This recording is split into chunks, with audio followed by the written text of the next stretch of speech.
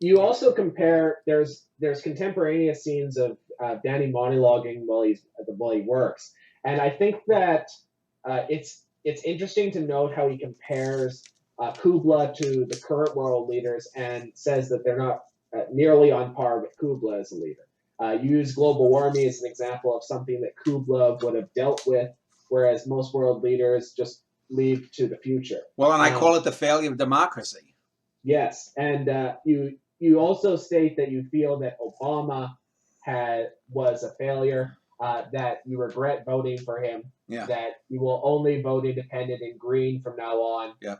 The Democratic and Republican parties are absolutely corrupt. And then you also it was interesting because I watched the Democratic debate, and I don't want to get too much into this, but you do posit three potential candidates with Bernie Sanders, Tulsi Gabbard, and Andrew Yang as the only three good candidates. Talk a little bit about that. I'm just sort of curious on your mind on the current candidates. I feel there's some like Kamala Harris that are just wanton garbage, so I don't want to talk about this. But talk about people like Elizabeth Warren and people like that. Why you wouldn't vote for them, and even though they seem to be getting the most publicity. Well, let's see. I mentioned I go back and forth. I mean, I'll probably end up voting Green because the Democrats are not going to probably nominate Bernie Sanders. The other two, Andrew Yang has a good idea, but it's too early in this century for that to happen. Tulsi Gabbard, I like a lot. She makes gas too. Bernie Sanders, I didn't like his 2016 muff dive on Hillary, but if he makes it, I will probably vote for him if he gets the Democratic nominee. And I think he's the only Democratic nominee that's a slam dunk winner over Trump if he gets it. With the thing with global warming, here's what's going to happen it's going to take another election cycle or 2, 4 or 8 years, whether Trump wins or doesn't win, before this fucking country gets off its ass. I've said this on Twitter. If you look at my Twitter things, people are saying, "Oh, we've got until 2030 to do that." No, we've already passed that. In 2030, people are going to look back and say we passed the carbon count limit in somewhere in 2012 or 2015 because Greenland is going to melt. That's going to raise the ocean floors by about 20 feet. Most of Antarctica is going to melt. Maybe we can save about half of the Antarctic ice.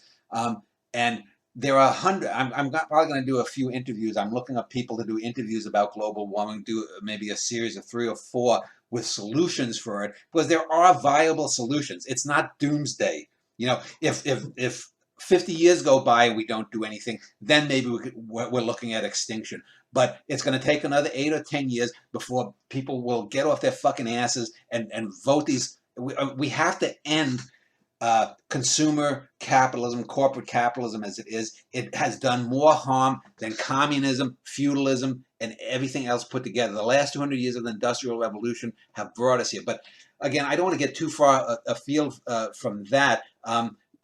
The reason I bring that, I have this great scene. You got Danny. He's packing out eggs, and he's like, oh, hi, and it's as if the audience has come into it. This is a very filmic scene in that, Danny looks up and it's as if someone is approaching him, and he starts talking about his life, and he talks about the job that he has. He talks about these political ideas, and then he gets 3 nasty customers: 2 old men, an old man who treats him like shit, an older fat man who he gabs about unions and whatnot, and then an old lady who just throws the eggs angrily and disgusted. The fat man actually, you said seemed nasty, but he was actually nice enough to you.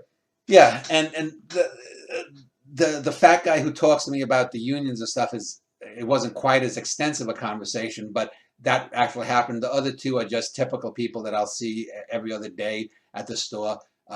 It's the show. In the first play, the Genghis Khan play, Danny is sleeping, and it's Jessica who's bemoaning his fate. Danny's a great artist and a great man, and he shouldn't be doing this.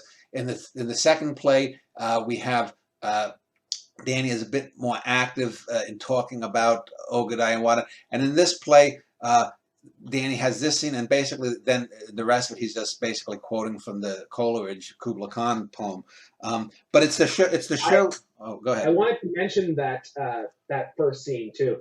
it's interesting, even though you're doing this mindless work, how your mind is active, but with these customers approaching you, how it distracts from your original point of why you wanted to write this play. You're getting into these very, in some ways, functional conversations with Yeah. people, directing them to grocery departments. I know as someone who's dealt in customer service before how that is, how it distracts your mind from higher thought.